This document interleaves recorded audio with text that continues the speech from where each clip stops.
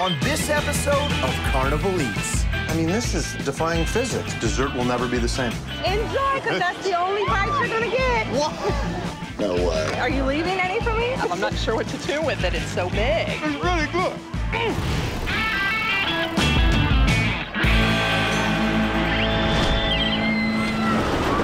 Welcome to Carnival Eats. Now, down this road is the Strawberry Festival in beautiful Virginia Beach. This family-friendly event features, you guessed it, strawberries. But first, we're headed to Guthrie, Oklahoma, where I'll be eating Midwestern munchies. The annual 89er Days Festival celebrates the town's heritage as the first state capital. Woo-hoo-hoo! Thousands of visitors and locals come to enjoy this historic town and all the carnival food favorites on offer. Because Guthrie is still the state capital of good taste.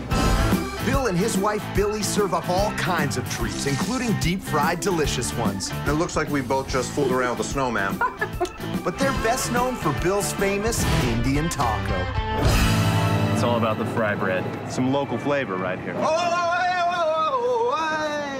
Have you ever eaten an Indian taco with two people staring right at you? No.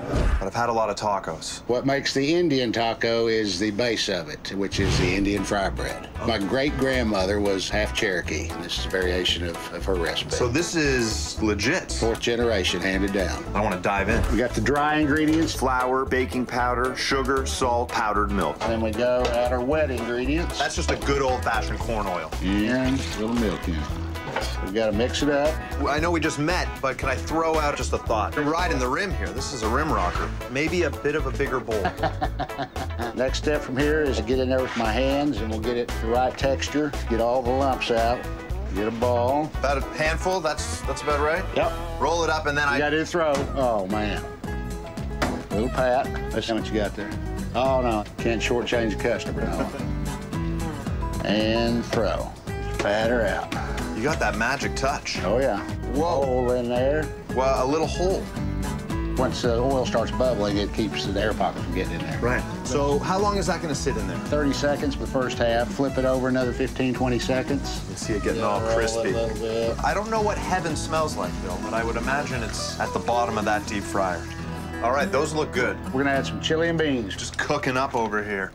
Bill uses home-cooked pinto beans with ground beef and tomato.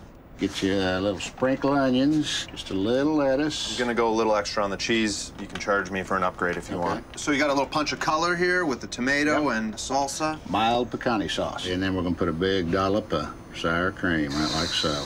That is an Indian taco. Is it wrong if I want to go in with my hands? Ooh, I've never seen that. No way.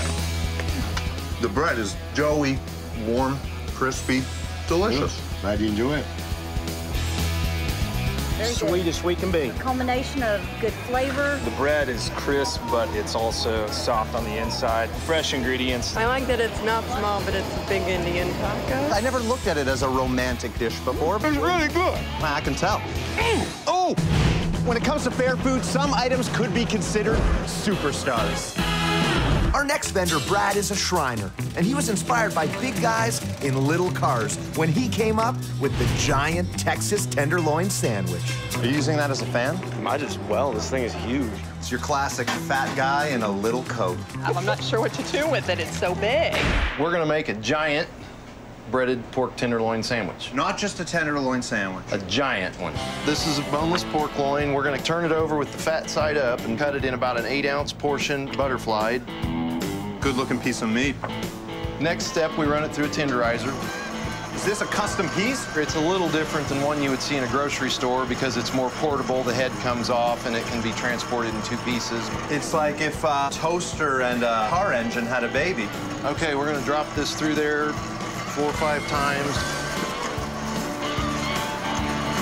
The more you've got it tenderized, the bigger you're gonna be able to smash it out. So we've got this beautiful piece, cut, tenderized.